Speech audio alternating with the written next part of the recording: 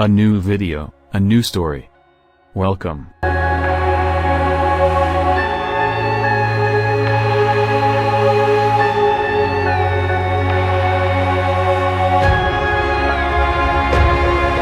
Visiting the Prado Museum in Madrid, my attention was caught by one work in particular.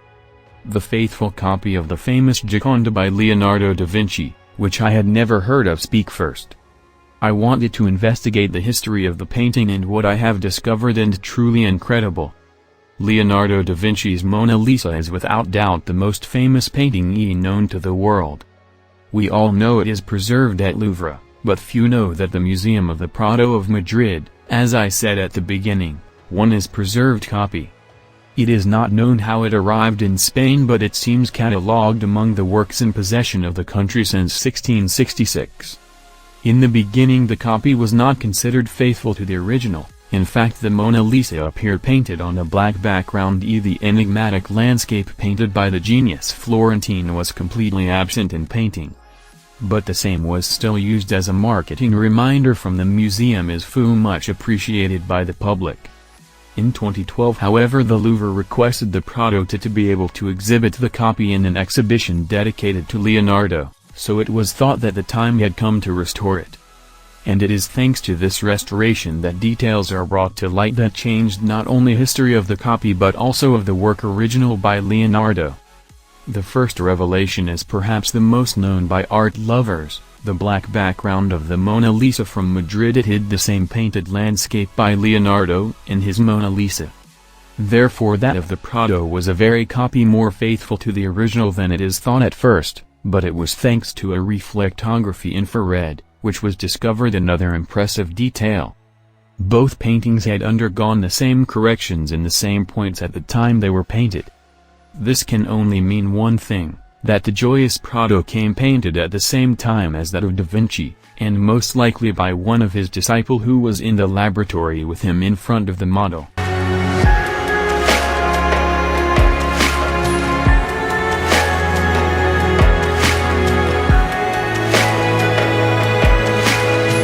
The student copied to the master in every choice. Any element added or deleted from the original it is found reproduced likewise in the copy. Who this disciple was is still a mystery. Someone speculated that could be Luyah, favorite by Leonardo, but there is no evidence that can confirm it. However, the most important point is another. The one that was considered a simple copy is in a sense a second original issued right from Leonardo's laboratory in the same period in which he painted La Mona Lisa. Seen in this way, the playful Prado takes on a whole new meaning and a much greater value. But the surprises don't end there.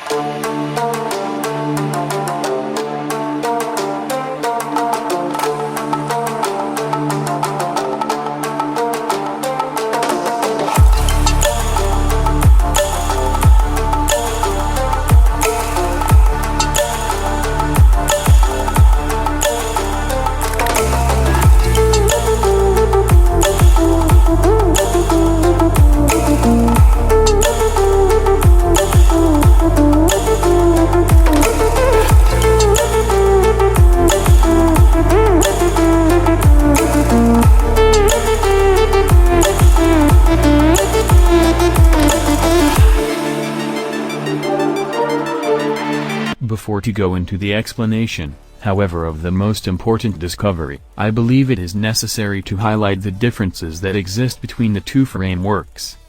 In fact, some of these give more credibility to the theory I will talk about between little. But let's proceed in order. What are the elements that change from one painting to another?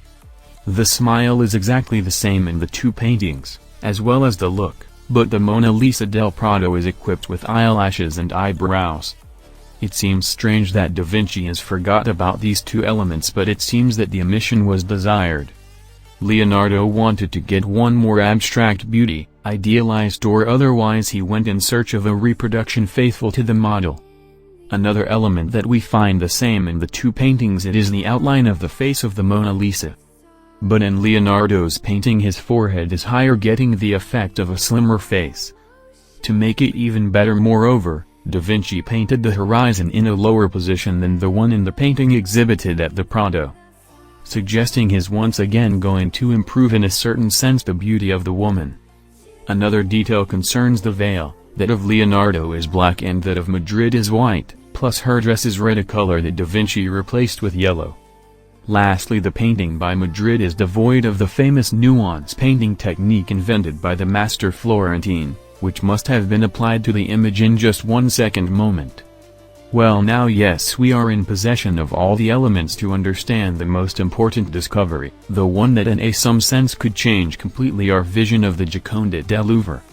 Until this moment we talked about the Mona Lisa del Prado as of a copy, but if it were not exactly like that?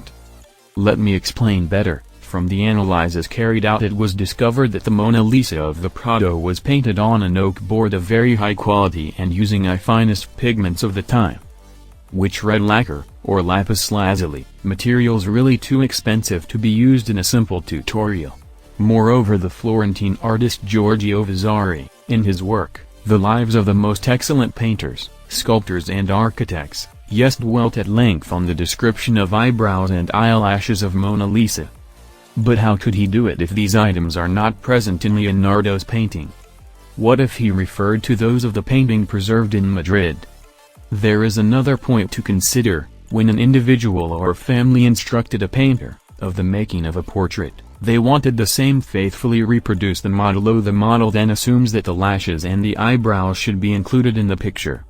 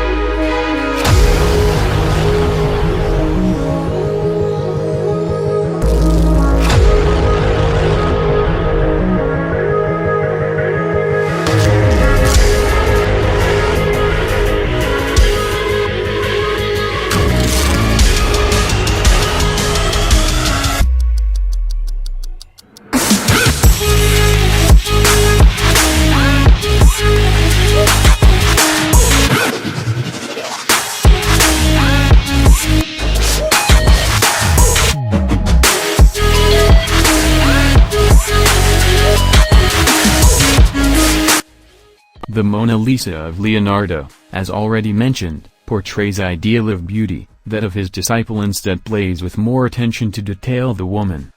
What makes us understand all this, which is very likely the framework that had to be delivered, was that painted by the disciple and that Leonardo painted his just to drive the student. With this in mind, the real Mona Lisa, it would be the one preserved in Madrid. Better to avoid misunderstandings, to specify one thing. It is more than clear that Leonardo's work has a value of far superior to that painted by his disciple and therefore must necessarily be considered the original. This does not mean, however, that the intention of the master, at least at first, was to deliver it to the family who had requested it. However, it must be said that Leonardo also intervened on the work in following years, continuing to refine it until the end of his life. Now I've learned to never help you out, 'cause I'm done cleaning up your mess. Found myself in my regrets. I've become a little stronger now, a little stronger now.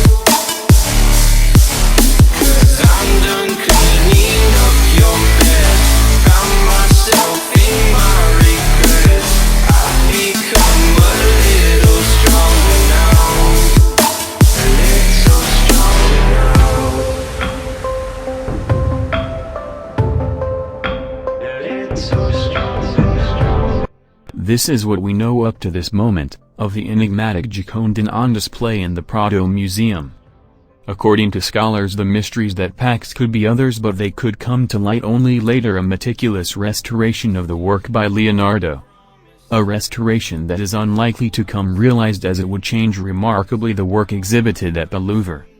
Who can know exactly which would be the audience reaction in front of a completely new Mona Lisa? However, the discoveries made are already surprising and show us a side of this work that until recently, less than a decade, it was completely unknown. Stronger now, a little stronger now.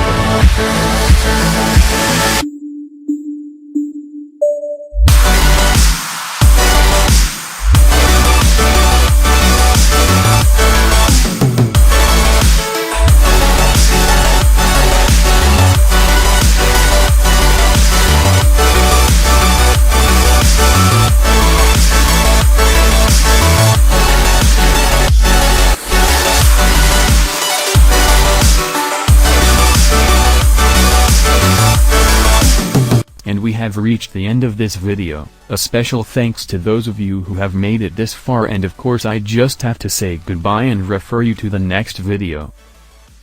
Be good.